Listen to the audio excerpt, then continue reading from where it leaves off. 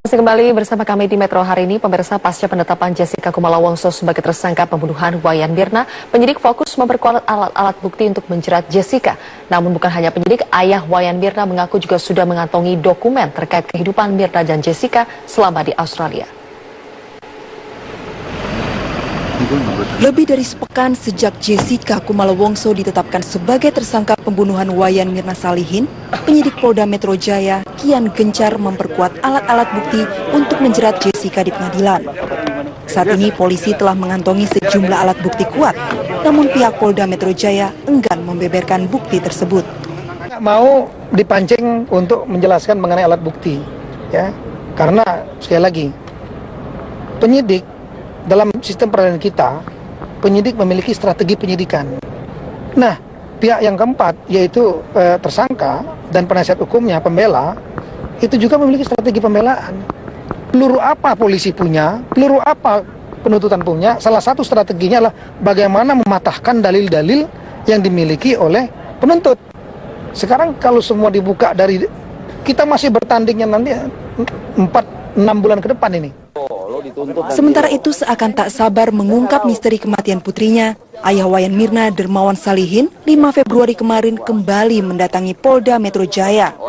Selain ingin mengetahui perkembangan kasus putrinya, Dermawan juga menawarkan bantuan untuk penguatan tuntutan di persidangan. Dermawan mengaku saat ini sudah mengantongi 8 alat bukti untuk melawan Jessica di pengadilan nanti. Ia juga sudah memegang sejumlah dokumen mengenai kehidupan Mirna dan Jessica selama kuliah di Australia dari pihak kepolisian Australia. Dari beberapa berkas yang ia miliki, setidaknya 2 buah berkas sudah diserahkan kepada tim penyidik Polda Metro Jaya. Tujuannya untuk meminta keterangan sampai di mana, itu apa yang bisa saya bantu untuk mencari data-data lagi di persidangan. Saya kan ayahnya. Terkait berkas yang dari konsulat di Australia, Kan saya udah ngomong, nanti deh nggak usah ditanya lagi, itu nanti di persidangan aja dibuka. langsung dibuka di sidang ya Pak? Ya. Nggak dikasih ke... Tapi Karena itu data yang sangat vital ya, jadi nanti aja deh. Saat ini penyidik memiliki waktu setidaknya 4 bulan ke depan untuk menguatkan alat bukti dan meyakinkan jaksa hingga kasus ini naik ke persidangan. Tim Liputan Metro TV. Direktur Reserse Kriminal Umum Polda Metro Jaya Kombes Pol Krisna Murty mengatakan hanya kepolisian yang memiliki akses untuk meminta data kepada kepolisian Australia. Krisna mempertanyakan pernyataan ayah Mirna, Dermawan Salihin, yang mengaku mengantongi berkas dari kepolisian Australia tentang kehidupan Mirna dan Jessica di negara tersebut.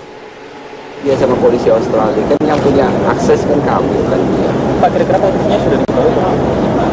Nah, Anda berkutat dengan motif nanti disampaikan di pengadilan. Kasus ini jangan diperumit dengan polemik. Pemirsa, arus kendaraan dari arah Jakarta menuju kawasan Puncak terpantau masih padat. Sementara itu polisi memberlakukan sistem buka tutup untuk mengurai kemacetan.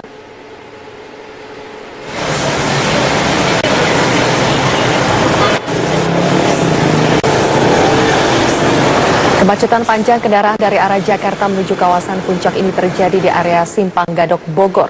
Ribuan kendaraan dari arah Jakarta mendapat prioritas untuk melintas untuk menghindari terjadinya kepadatan di tengah jalur Puncak.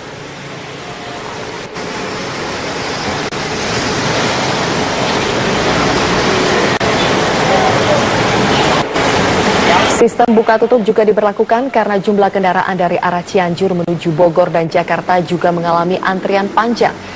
Pemberlakuan sistem buka tutup yang dilakukan Satlantas Polres Bogor sejak Sabtu pagi hingga sore ini terhitung sudah 2 kali dilakukan, masing-masing 1 kali ke arah Puncak dan 1 kali ke arah Jakarta. Diprediksi puncak kepadatan yang akan terjadi pada libur Imlek 2016 ini akan terjadi pada Minggu pagi besok.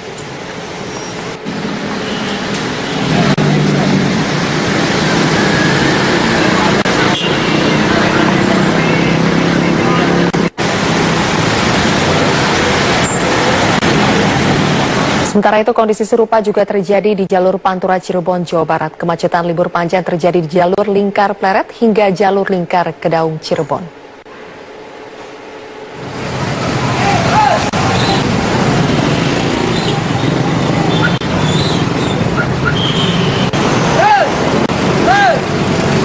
Beginilah kondisi arus lalu lintas di jalur Pantura Cirebon, tepatnya di sekitar wilayah Pelret.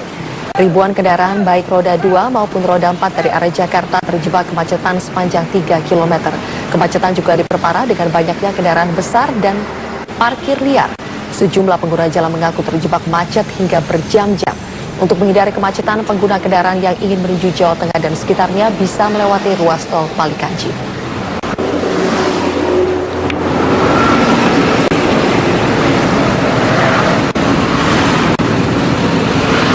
Pemirsa, untuk mengetahui kondisi terkini kemacetan di sejumlah ruas jalan tujuan wisata, kita akan bergabung dengan NTMC Polri di Puncak Bogor, Eva Wondo di Cikarang, dan Trianisha di Bandung, Jawa Barat. Kita ke NTMC terlebih dahulu. Ada rekan Bribda Anissa, bagaimana arus lalu lintas di kawasan Puncak saat ini? Iya, makanya dibuka tapi macet. Ya, terima kasih Zilvia di studio dan selamat sore pemirsa. Pada saat ini saya sedang berada di kawasan Gadok, Bogor, Jawa Barat, di mana situasi arus lalu lintas pada sore hari ini, arus lalu lintas dari arah Jakarta yang akan menuju ke Ciawi ataupun Puncak, sudah terlihat adanya peningkatan volume kendaraan di kawasan ini, sehingga arus lalu lintas dari arah Jakarta yang akan menuju ke Puncak sudah terlihat ramai dan cenderung tersendat. Dan hingga saat ini kondisi lalu lintas dari arah Jakarta ataupun maksud kami dari arah Jakarta yang akan menuju ke Ciawi ataupun Puncak sudah mulai ramai, dan juga jalur yang akan menuju ke Puncak sudah dibuka kembali setelah tadi diberlakukan sistem buka tutup guna mengurai kemacetan di kawasan ini. Dan bisa kita lihat saksikan sendiri di belakang saya sudah terjadi antrian kendaraan yang cukup panjang dari arah Jakarta yang akan menuju ke Puncak. Dan harap bagi para pengendara untuk tetap berhati-hati dan tetap patuhi arahan dari himbauan dari petugas kami yang sedang ada di lapangan. Dan untuk arah sebaliknya yaitu dari arah Puncak atau Ciawi yang akan menuju ke Jakarta masih terpantau dalam keadaan kondusif lancar. Dan pastikan cek kembali surat kelengkapan kendaraan Anda serta pastikan fisik kendaraan Anda dalam keadaan yang prima agar tercipta perjalanan yang aman dan nyaman. Dan sekian informasi yang dapat saya sampaikan langsung dari Gadok, Jawa Barat. Saya Bribda Anissa kembali ke studio, silahkan. Kita beralih ke Cikarang, ada Eva Wondo. Eva, apakah ada peningkatan jumlah kendaraan yang melintas di ruas tol Cikarang?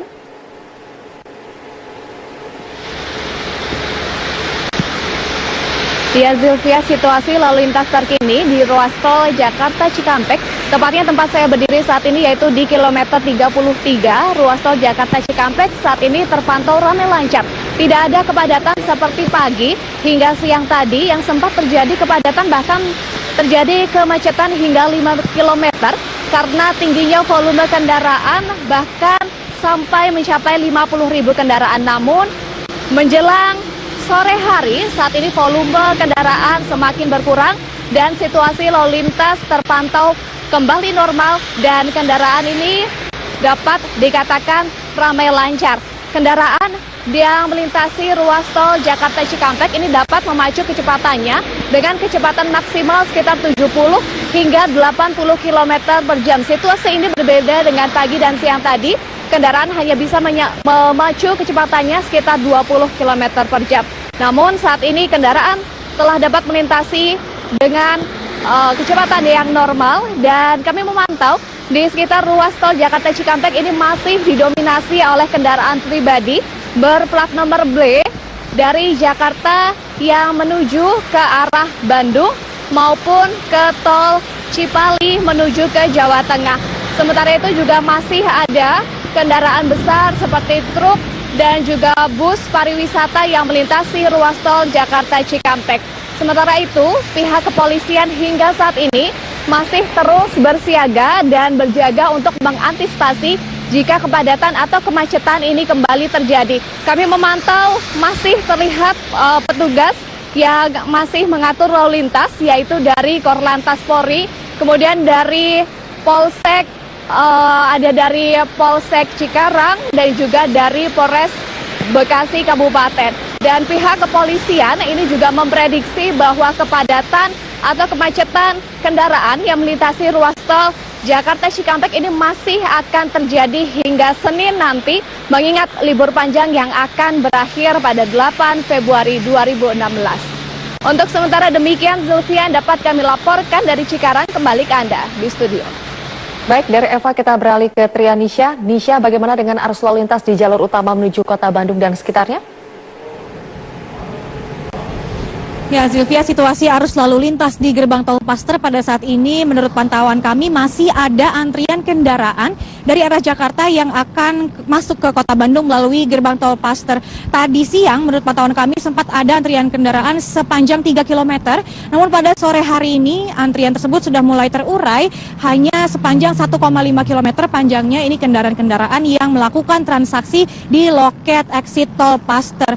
Sementara itu untuk arus lalu lintas dari ketika kendaraan keluar dari tol Paster kemudian akan masuk ke Kota Bandung di Jalan Paster, tadi juga sempat ada antrian kendaraan, ada kemacetan yang cukup panjang, namun pada saat ini kemacetan tersebut sudah tidak lagi terlihat. Menurut data atau menurut informasi dari pihak Jasa Marga yang merupakan pengelola tol Paster mengatakan bahwa mereka memprediksi kemungkinan arus libur panjang jelang Imlek sudah terjadi pada siang hari tadi dan kemungkinan tidak akan bertambah banyak kendaraan yang masuk ke Kota Bandung pada malam hari nanti. Untuk sementara itu, jumlah kendaraan yang masuk dari arah Jakarta ke Kota Bandung ada sebanyak 52.000 kendaraan yang didominasi oleh kendaraan pribadi berplat B atau berasal dari Jakarta. Zilvia. Baik, Trianisha melaporkan dari Bandung, Jawa Barat. Sebelumnya ada Eva Wondo dari Cikarang dan Bribda Anissa di Bogor, Jawa Barat.